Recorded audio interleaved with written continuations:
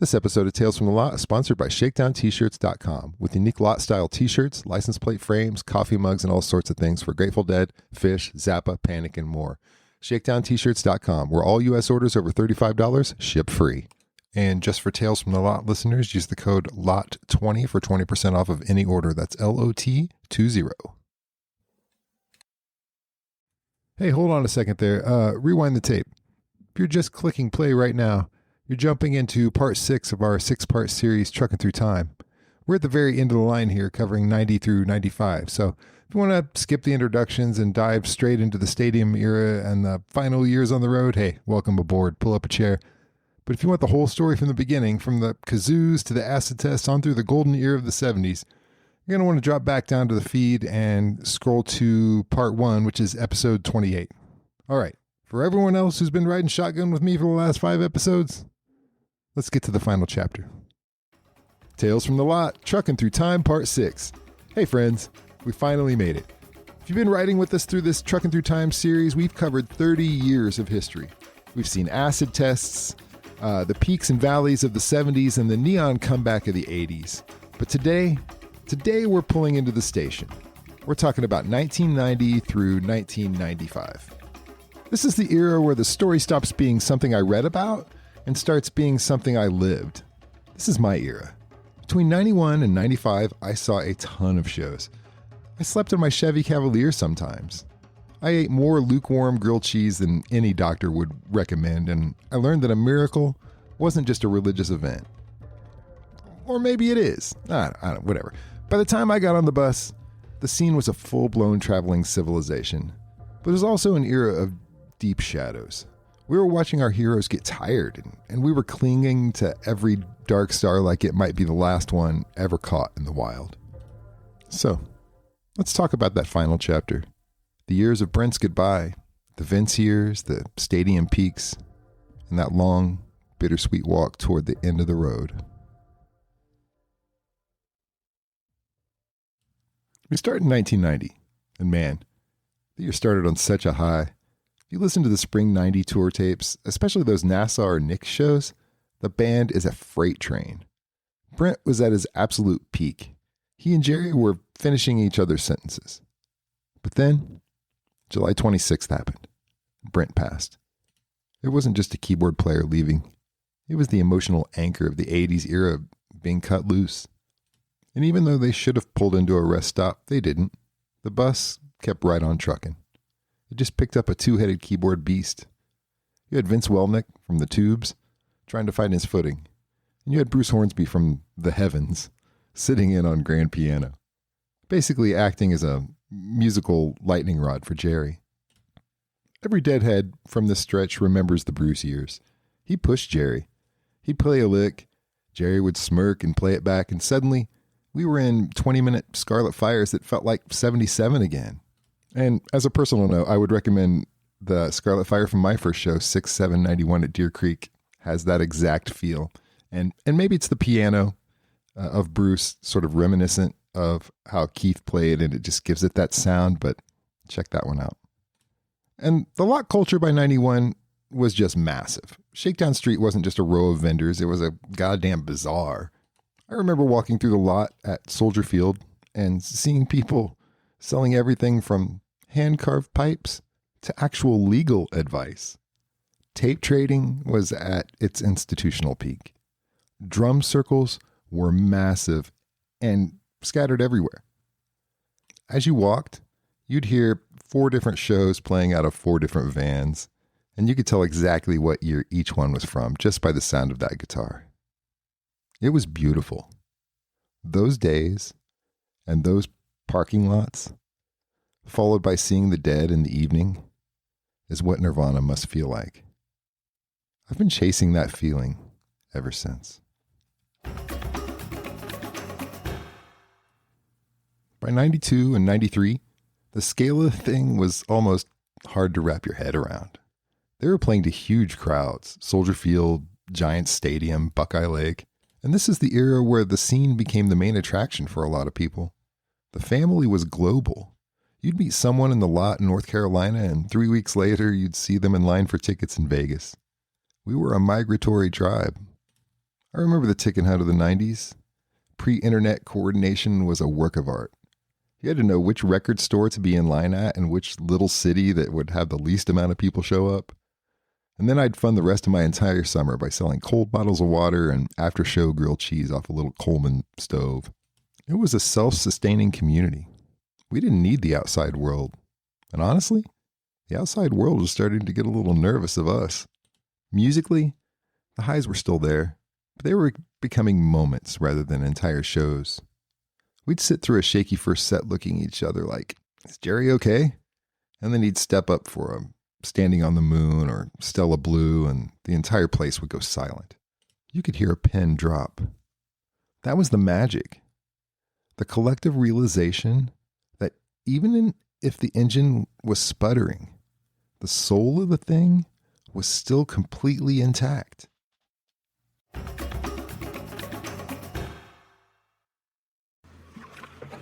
Come on, baby.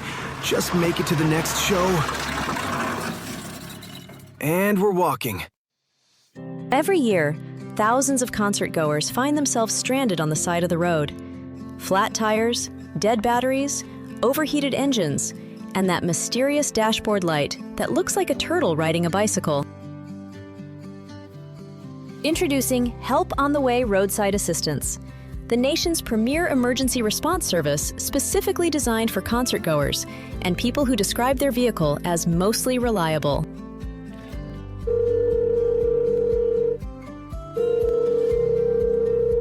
Help on the Way Roadside Assistance. What's your emergency? We're 70 miles outside Wichita. The transmission is gone. And we accidentally locked the keys in the van. Stay calm. We'll be there soon, and the four winds will blow you safely home. So, whether you're driving a tour bus, a Subaru with 300,000 miles, or a Volkswagen that's technically being held together by stickers, trust Help on the Way, because the show starts in 2 hours, and somehow you're still gonna make it. Help on the Way Roadside Assistance. We've been there before.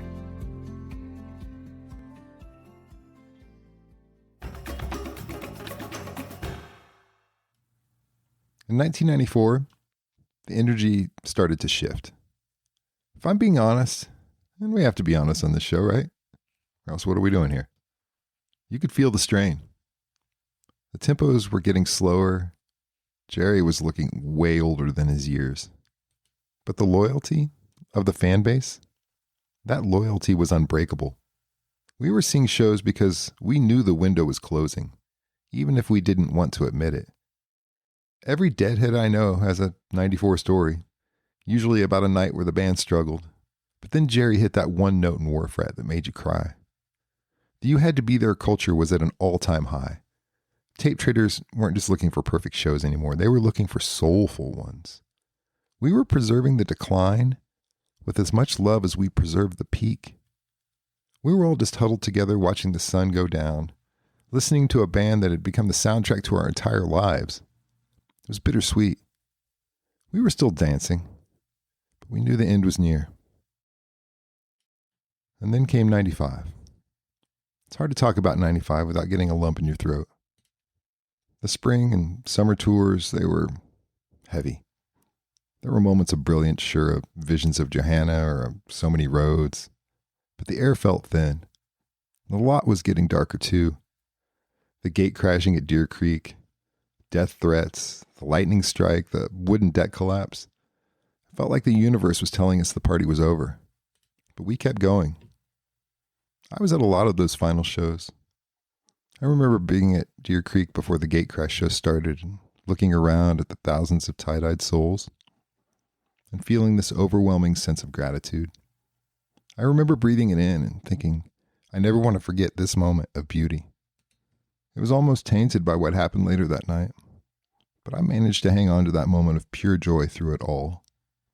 It helps me through tough moments, even today. And when Jerry passed in August, it wasn't just a musician dying.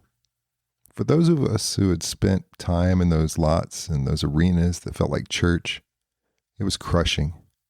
It felt like the clubhouse was closing. I remember where I was when I heard it. Most of us do. I went to a local park with some friends and puffed and celebrated and mourned. Nobody was crying. We were just quiet, stunned maybe. We were realizing that we were the ones who had to carry the music now. The band, they had done their part.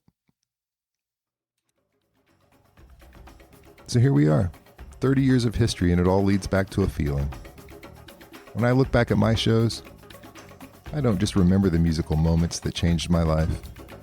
I also remember a drum circle in St. Louis, a glorious day of pre-show hacky sack in Michigan.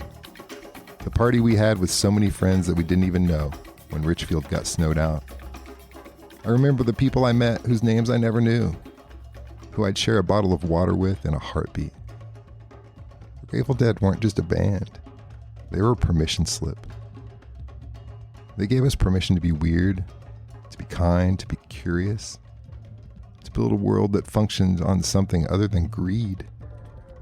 This series, Truckin Through Time, was my way of saying thank you.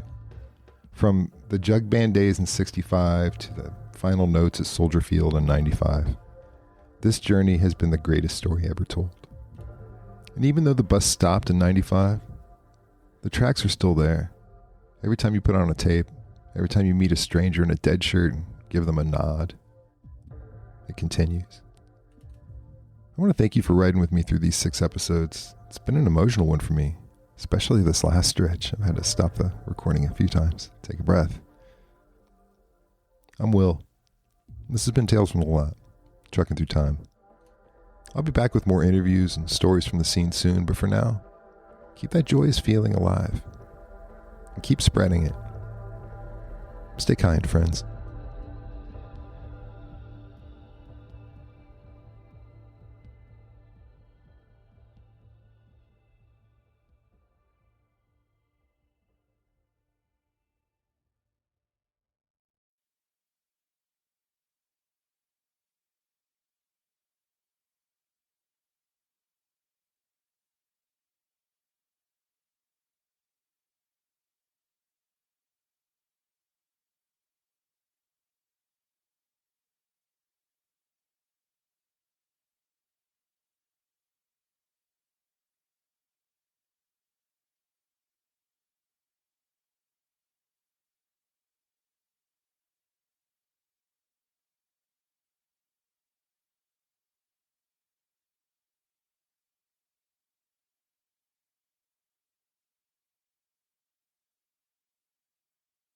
Hey, thanks so much for tuning in. If you enjoyed what you heard today, please consider hitting the subscribe button and leaving a comment. Your feedback and engagement really goes a long way to supporting and growing the show.